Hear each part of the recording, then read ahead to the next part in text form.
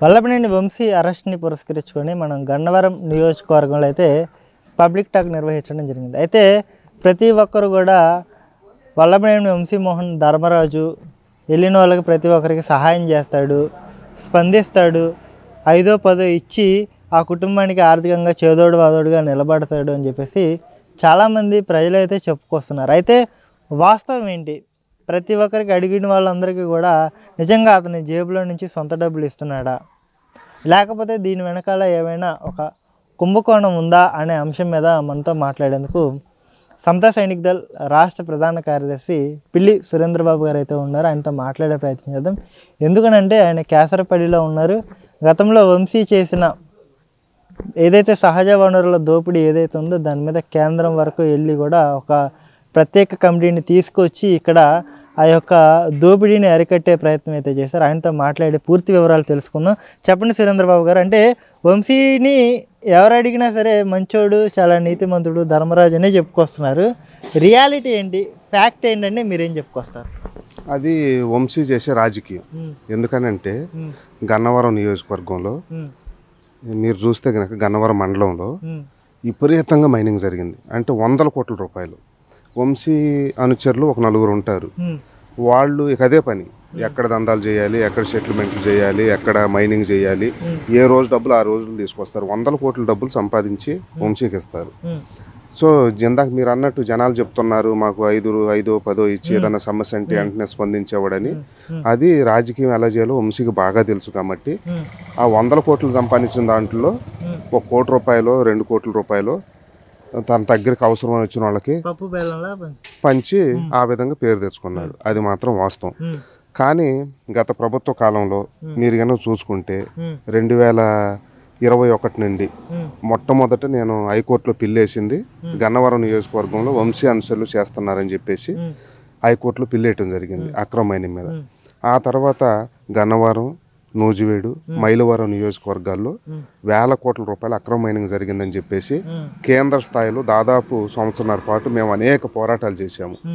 అనేక పోరాటాలు చేస్తే నేషనల్ గ్రీన్ ట్రిబ్యునల్ కానివ్వండి, హైకోర్టు కానివ్వండి, వాళ్ళని పిలిచి అధికారులను తిట్టి వీటి మీద చర్యలు తీసుకోండి, క్రిమినల్ కేసులు కట్టండి అని చెప్పేసి ఆజ్ఞలు ఇచ్చినప్పుడు కూడా వ్యవస్థలో ఎవరు పట్టించుకోలేదు.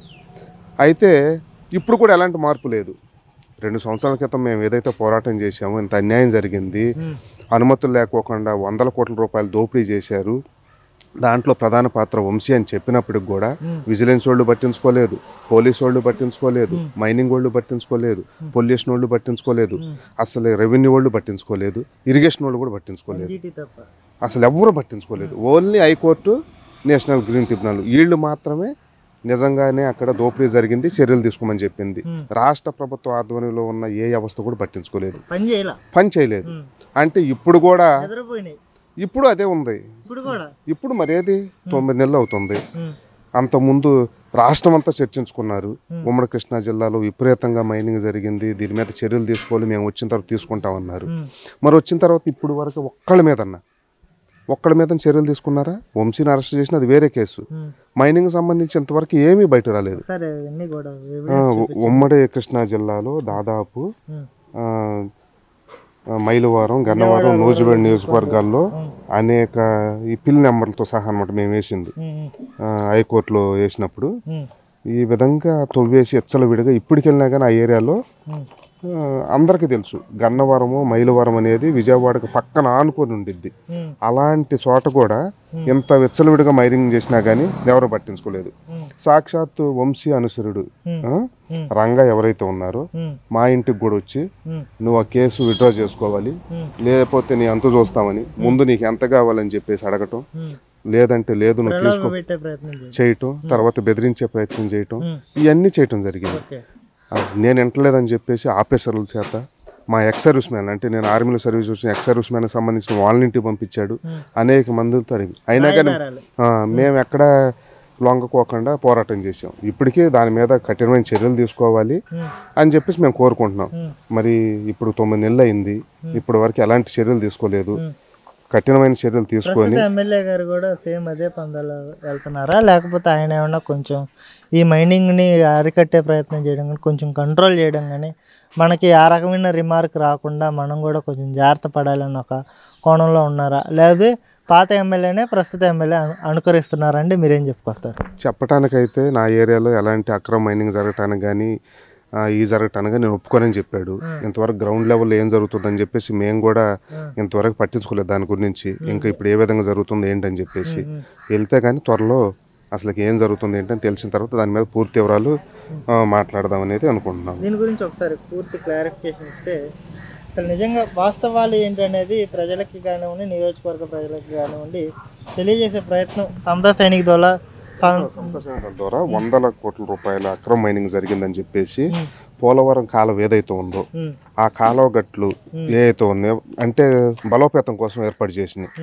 దాంట్లో వచ్చేసి అక్రమం నిజమే అన్ని అన్ని మెయిన్ స్ట్రీమ్ మీడియా మొత్తానికి తెలుసు. ఈ నియోజకవర్గంలో ఉన్న అందరికీ తెలుసు, అధికారులకు కూడా తెలుసు. ఎవరి కాళ్ళు తీసుకొని సాక్షాత్తు అప్పుడు జాయింట్ కలెక్టర్ వీళ్ళు వచ్చినా కానీ వాళ్ళు కూడా వెళ్ళలేకోకుండా మైలవరం నియోజకవర్గం అనేక ఇబ్బందులు గురి చేశారు. గన్నవరం నియోజకవర్గం అయితే అసలు ఆఫీసులో రావడానికి కూడా భయపడిపోయారు. గన్నవరం నియోజకవర్గంలో ఎవరు రాని కూడా రాలేదు. తర్వాత ఇప్పుడు ఎలక్షన్స్ అయిపోయిన తర్వాత విజిలెన్స్ ఎంక్వైరీ వేస్తున్నామని చెప్పారు. అటవీ శాఖలో సంబంధించి పోలవరం కాలువకు సంబంధించి ఇది కొత్తూరు తాడేపల్లి వెహికల్స్ తిరుగుతున్నా కానీ పట్టుకొని 2 గంటల సేపు అక్కడ ఆపినా కానీ ఎవరు పట్టించకుండా గ్రామస్తులందరూ ముందుకు వచ్చారు. అంటే ఇంత జరుగుతున్నా సరే ఇందులో నాకు తెలిసి పొలిటికల్ ఇన్వాల్వ్మెంట్ కంటే కూడా ఆఫీసర్ల ఇన్వాల్వ్మెంట్ ఎక్కువ ఉంది. పెద్ద మొత్తంలో కూడా వారు కూడా వీళ్ళతో చేతులు కలిపి తినేశారనేది కూడా నా ప్రధానమైన ఆరోపణ. దీన్ని మీరు అంగీకరిస్తారా లేదు? అది 100% అండి. ఆఫీసర్లు అందరూ కూడా రెవెన్యూ వాళ్ళు కానివ్వండి, ఇరిగేషన్ వాళ్ళు కానివ్వండి, అసలు వాళ్ళకి రావాల్సినవి తీసుకొని ఎంతమంది ఫిర్యాదులు చేసినా కానీ అసలు అటు పక్క రాకోకుండా విడిగా మీరు ఎలాగన్నా దోపుకొని మాకు వచ్చినవి వస్తాయి అని చెప్పేసి మాకు వస్తున్నాయి అని చెప్పేసి దానికి తోడు జగన్మోహన్ రెడ్డి గారు పూర్తిగా స్వేచ్ఛనిచ్చాడు. ఆయనకి వెళ్ళే ఓటాలు ఆయనకి వెళ్తున్నాయి కాబట్టి, ఆయనకు ముఖ్య అనుసరుడు వంశీ కాబట్టి వీళ్ళు ఏది చేసినా కానీ ఏమి పట్టించుకోకుండా ఇక్కడ విచ్చలవిడిగా దోపిడీ జరిగింది. దీని మీద ప్రభుత్వం దృష్టి పెట్టాల్సిన అవసరం ఉంది. లేదు మేము కూడా ఆ ప్రభుత్వం లాగా మాటలు చెప్పేవాళ్ళం కాదు, మేము వీటిపైన కఠినమైన నిర్ణయాలు తీసుకుంటామని చెప్పేసి కోర్టు ఇచ్చిన ఆర్డర్స్ ఉన్నాయి. తర్వాత నేషనల్ గ్రీన్ ట్రిబ్యునల్ ఇచ్చిన ఆర్డర్స్ ఉన్నాయి. వీటిలన్నింటిని పరిగణలో తీసుకుని వెంటనే ఈ ఏరియాలో ఎవరైతే అక్రమ మైనింగ్ చేశారో వాళ్ళ మీద క్రిమినల్ కేసులు పెట్టి వాళ్ళ మీద ఇప్పుడు ఎంతైతే అవినీతి జరిగిందో దాని మీద 10 రెట్లు ఎక్కువ పైనేసి వాళ్ళ చేత కట్టించాలి. అవసరమైతే వాళ్ళ ఆస్తులు కూడా చీజ్ చేయాలని చెప్పేసి సమతా సైనికుల ద్వారా మేము డిమాండ్ చేస్తున్నాం. ఇప్పుడు వంశీ గారిని ఉన్న పళంగా ఎందుకు అదుపులోకి తీసుకున్నారు? ఏ కేసులు కట్టారు?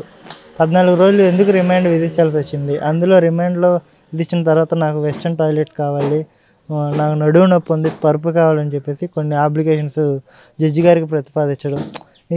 ఈ కేసు గురించి చెప్పాలి అంటే ఏం చెప్పుకొస్తారు?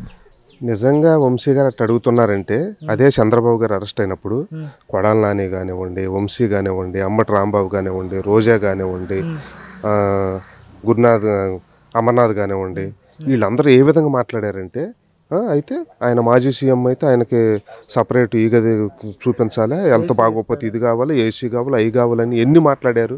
జెడ్ కేటగిరీ ఉన్న ఆయనకి జైల్లో ఉంటే ఆయనకి ఇబ్బంది ఏంటి, అక్కడ ఎంత ప్రొటెక్షన్ ఉంది, అక్కడ అన్ని అందరితో పాటు ఇది అని అనేకమైన మాటలు మాట్లాడారు. అంటే కర్మ సిద్ధాంతం అనేది ఏదైతే ఉందో వాళ్ళు చేసిన పాపం అన్నట్టు మరి ఈరోజు వంశీ గారు అదే వచ్చి నాకు అవి కావాలి ఈ కావాలని అడుగుతున్నారు.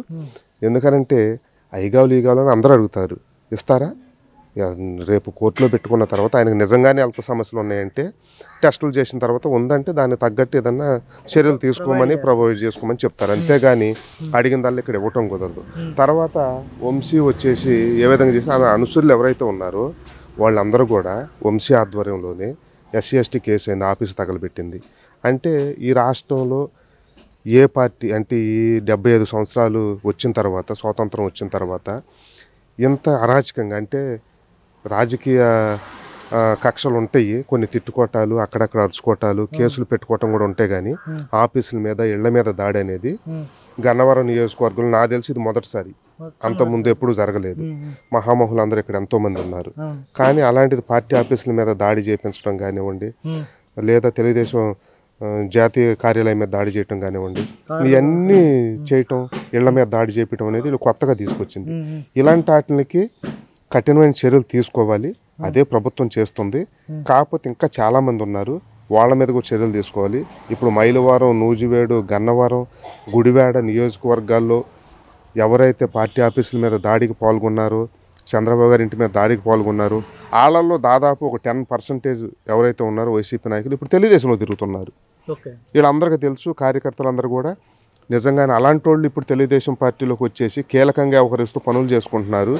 ఏంటని చెప్పేసి నిజమైన తెలుగుదేశం కార్యకర్తలు బాధపడుతున్నారు. ఇది తెలుగుదేశం పార్టీ నాయకులు దృష్టిలో పెట్టుకోవాలి. అలాంటి వాళ్ళని దగ్గర తీసుకోకుండా దూరం పెడితే చాలా మంచిది. ఎందుకంటే మీ పార్టీ ఆఫీస్ మీద దాడి చేసిన వాళ్ళని అక్కడ పెట్టి మీ పార్టీలో కీలకంగా తిప్పుతుంటే అది పార్టీ కార్యకర్తలకి ఎంత ఇబ్బందికరమో మీరు తెలుసుకోవాలి. చంద్రబాబు గారు ఇంటి మీద దాడి చేసిన వాళ్ళు, లేదంటే చంద్రబాబు గారు కుటుంబాన్ని తిట్టిన వాళ్ళు, వాళ్ళ అనుచరులందరూ కూడా ఇప్పుడు తెలుగుదేశంలో ఉంటే అంటే రాజకీయాల కోసం ఏదైనా చేస్తారు, విలువలు ఏముండవా అనేది కార్యకర్తలు అనుకుంటున్నారు. అందుకని తెలుగుదేశం పార్టీ దీని మీద దృష్టి పెట్టాలని, ముఖ్యంగా ఉమ్మడి కృష్ణా జిల్లాలో ఇలాంటివి చాలా ఉన్నాయి, వీటి మీద దృష్టి పెట్టి కఠినమైన చర్యలు తీసుకోవాలని చెప్పేసి వంశీని పరామర్శించడానికి వైసీపీ అధినేత జగన్మోహన్ రెడ్డి గారు వెళ్ళడం, కొంచెం ములాఖత్తు చేయడం, అంటే ఆయన కలిసిన తర్వాత ఏమైనా ఇంపాక్ట్ ఉంటుందా ప్రజల్లో? అంటే వాస్తవాలు ప్రజలకు చెప్పి కొంత అన్యాయం జరుగుతుంది, ప్రజాస్వామ్యం కూనీ చేస్తున్నారు, కక్ష సాధింపు చర్యలకు పాల్పడుతుంది కూటమి ప్రభుత్వం అని చెప్పేసి యాజిటీజ్గా జగన్మోహన్ రెడ్డి గారు తన ప్రెస్ మీట్లో అయితే చెప్పాల్సిన మాటలన్నీ చెప్పేస్తుంటారు కదా. వంశీ కలవడం తర్వాత ఏమన్నా ఇంపాక్ట్ ఎలాంటి ఇంపాక్ట్ ఉండబోతుంది అంటే మీరేం చెప్తారు? ఏముండదండి. జగన్మోహన్ రెడ్డి గారు అసలు ఇప్పుడు వరకే ఓడిపోయిన తర్వాత ఎవరిని కలవటానికి వెళ్ళాడు? పిన్నెల్లి రామకృష్ణారెడ్డి, తర్వాత వంశీ లాంటి, నందిగం సురేష్ లాంటి, అంటే అంత దోపిడీ చేసిన వాళ్ళు, అవినీతిలో కూరుకుపోయిన వాళ్ళు, లేదా క్రిమినల్ కేసులు ఉన్న వాళ్ళు, ఇలాంటి వాళ్ళు మాత్రం కలవటానికి వెళ్తాడు జగన్మోహన్ రెడ్డి గారు. కేవలం వాళ్ళని సెలెక్ట్ చేసుకొని వాళ్ళ కోసం తప్పనిసరిగా వెళ్తారు. ఇది రాష్ట్ర ప్రజలందరికీ తెలిసిందే. నిజంగా ఎవరైతే ఎస్సీలు చనిపోయారో వాళ్ళ కుటుంబం దగ్గరికి కానివ్వండి, మైనార్టీలు చనిపోయారో వాళ్ళ దగ్గరికి కానివ్వండి, చంపిన వాళ్ళ మీద చర్యలు కొన్ని తీసుకొని ఉంటే రాష్ట్ర ప్రజలరే నిజమే జగన్మోహన్ రెడ్డి గారు మానవత్వం ఉన్న వ్యక్తి, లేదా విలువలు ఉన్న వ్యక్తి అని అందరూ గౌరవించేవాళ్ళు. ఈయన ఎవరైతే అవినీతిలో ఉంటారో, ఎవరైతే బూతులు తిడతారో, ఎవరైతే కేసులు ఉండారో, ఎవరైతే దాడులు చేస్తారో వాళ్ళని పక్కన పెట్టుకొని వాళ్ళు అరెస్ట్ అయితే వాళ్ళ దగ్గరికి మాత్రమే వెళ్తాడు. సో ఇది పెద్ద దీనివల్ల మైనసే కానీ ప్లస్ అయితే ఏమీ ఉండదు. ఎందుకంటే రాష్ట్ర ప్రజలందరికీ తెలుసు వంశీ అలా మాట్లాడాడు, ఈ నియోజకవర్గంలో ఎంత దోపిడీ చేశారు ఏంటనేది అందరికీ తెలుసు. దాన్ని బట్టి రాష్ట్రంలో ఉన్న ప్రజలందరూ అర్థం చేసుకుంటారు. కాకపోతే వాళ్ళ పార్టీ నాయకులను కాపాడుకోవటం కోసం, కార్యకర్తలకు నేను భరోసాగా ఉన్నాను చెప్పడం కోసం, అంటే వంశీ లాంటి తోడు ఎంత అవినీతి పాల్పడ్డా, ఎన్ని బండబూతులు మాట్లాడినా, ఎంత వ్యక్తిగతంగా ఎంత అరాచకంగా పార్టీ ఆఫీసుల మీద దాడి చేసిన అలాంటి వ్యక్తికి కూడా నేను అండగా వెళ్తున్నా కాబట్టి మిగిలిన వాళ్ళకు కూడా నేను అండగా ఉంటానని వాళ్ళ కార్యకర్తలకు భరోసా ఇవ్వడానికైతే ఒక ఇది కనిపిస్తుంది అంతే.